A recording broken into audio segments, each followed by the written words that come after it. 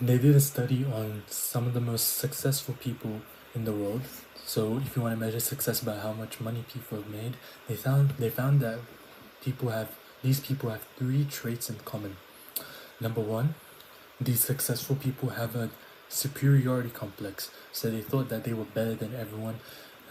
Fundamentally, they were just born. They were built different. They were built different. That's what they believed. Truly. Number two, they had deep-rooted insecurities about themselves that they wanted to prove otherwise to the people, who, to their friends, their family, the world, and to themselves, etc., etc. Number three, this is the thing that I want to discuss about a little bit. They have impulse control. If you want to achieve whatever it is you want to achieve in this world, it all comes down to impulse control. In controlling your mind, controlling whenever you think something, you don't have to act on that. Whatever desires you get, you don't need to act on it. It's amazing how simple it is. If you want to be successful, control your impulses. And yet, less like 90% of people aren't successful. They don't have impulse control, especially nowadays. You got TikTok, you got Instagram, you got all these dopamine apps on your phone, just feeding you dopamine. So you have no attention span. Your brain's just messed up. Your dopamine receptors are fried. You can't do anything with yourself. You're procrastinating. No wonder no one's successful. Like, I was watching Chris Williamson's podcast, and he was talking about the statistics of people making podcasts, just everyday people starting a podcast. They said that 90% of all podcasts, 99% of all podcasts, they don't make it past episode 3. And then out of the percentage left, 99 of those people don't make it past episode 20. Isn't that amazing to think about? So if you're making a podcast and if you make it to episode 20, you are part of the 0.01% of all podcasts in the world. 0.01%, just by uploading 20 episodes. Isn't that amazing? So many people before you would have stopped doing the podcast. The results weren't quick enough. Are they sacrificing the long-term success for the short-term pleasure? They're giving in to the limiting beliefs that they'll never be successful. If you want to be successful, control your impulses. And I struggle with this as well. I know my friends, they definitely struggle with this as well.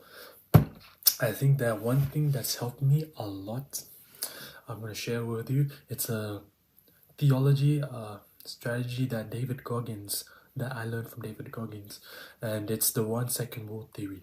It's that a lot of the decisions that you take, that you make happen in 1 second. And what I'm talking about is, he gave an example that he was doing this very hard event, like David Goggins, he's that guy. Of course he's doing that hard event. So he's in the ice bath with his boys, arms linked to each other, saying that, yeah, we got this.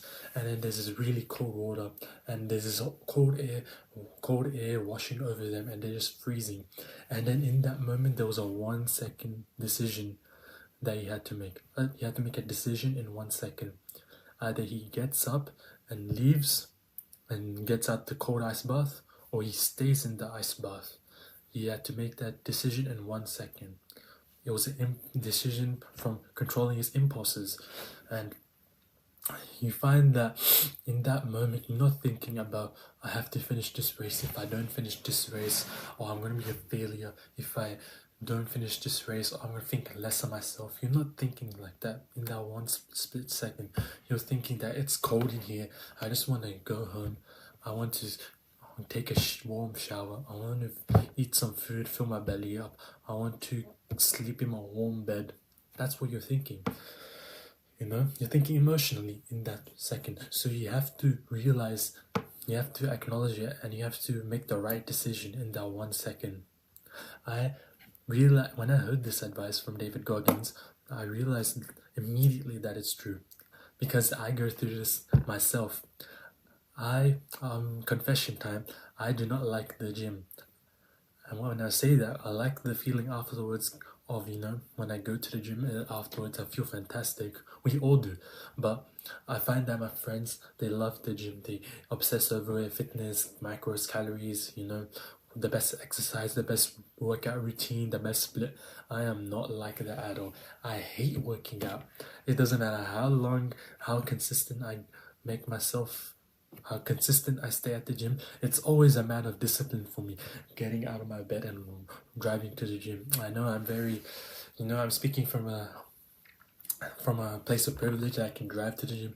I know there's some people that they have to run to the gym. That's what I'm here to debate over.